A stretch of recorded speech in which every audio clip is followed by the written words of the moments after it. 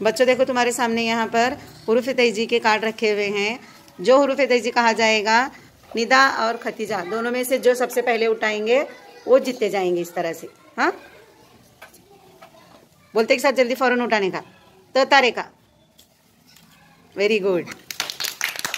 Side में रखो, जरा को बाहर निकालो इसको। देखो नीचे ध्यान दो, नीचे ध्यान दो, कार्ड की तरफ तुम लोग। चम्मच का,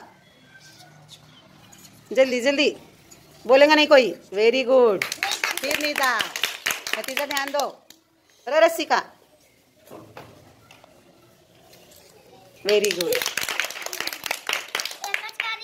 नल का, वेरी गुड। निदा के कितने हुए? 3। तो टमाटर का, अरे खतीजा ध्यान दो बेटा। संदूक का,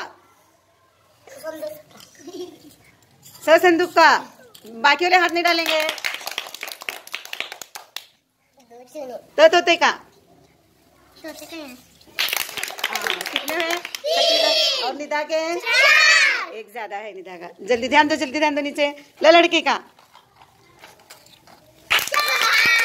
आप दोनों के बराबर बराबर। बाबाजी का, किसके ज्यादा है? चलो जल्दी ध्यान दो, जल्दी नीचे। फ्रॉक का, जल्दी जल्दी जल्दी जल्दी। कौन उठाए?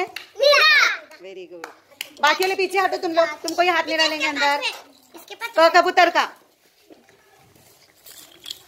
Very good. निदा के 5। किसके ज्यादा है? Very good.